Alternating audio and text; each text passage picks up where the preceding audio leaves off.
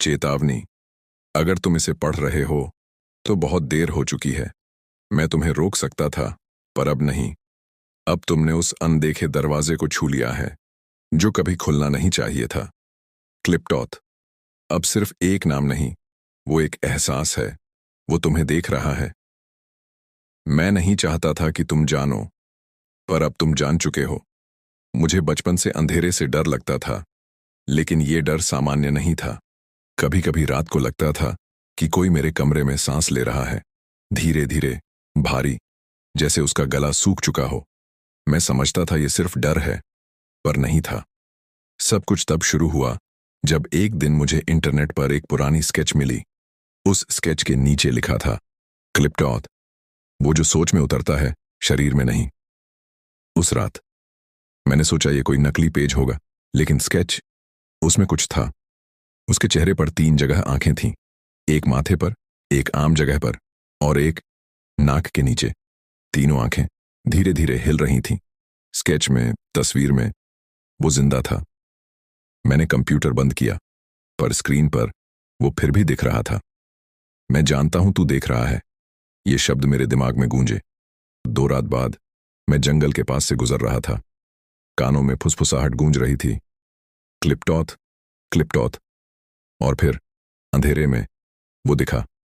उसकी लंबाई 10 फीट से ज्यादा थी, जैसे मांस का एक चलती हुई इमारत। ना त्वचा, ना कपड़े, बस हड्डियां और लाल, गर्म मांस। उसके सिर से सांप लटक रहे थे, बालों की जगह। उसने मुझे नहीं देखा। उसकी आंखें नीली थीं, जिज्ञासा की निशानी। लेकिन जब मेरी नजर उसकी तीसरी आंख से मिली, वो लाल हो गई। अब तू मेरा है। उसके बाद मेरे साथ चीजें बदलने लगीं। मेरे नाखून बढ़ने लगे, अंदर बाहर जाने लगे जैसे बिल्लियों के पंजे। दांत नुकीले हो गए। घबराहट में जब भी आईने में खुद को देखता, कभी कभी मेरी तीसरी आंख दिख जाती थी, और कभी वो क्लिप्टोथ मेरे मन के अंदर घुस चुका था। अब वो मेरे जरिए खुद को देखता था। वो निशान मेरे हाथ पर एक अजीब निशान उभर आया था। 3 आंखों की आकृति। हर कोई उसे देखकर कहता, ये तो सिर्फ स्याही है, पर मुझे लगता वो देख रही है। और जब भी मैं उस निशान को छूता, सांपों की फुसफुसाहट सुनाई देती।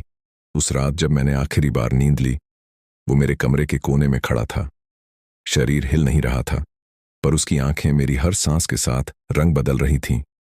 सफेद, फिर नीली, फिर लाल, और फिर अंधेरा। मैं उठा, पर मैं अपने बिस्तर पर नहीं था। और अब, अगर तुम अब भी ये पढ़ रहे हो, तो ध्यान से सोचो। क्या तुमने आज कोई अजीब सपना देखा? क्या तुम्हें भी अपने कंधे पर कोई सांस लेने की आहट सुनाई दी? क्या आज तुम्हारे नाखून थोड़े लंबे लग रहे हैं? अगर हां, तो बहुत देर हो चुकी है।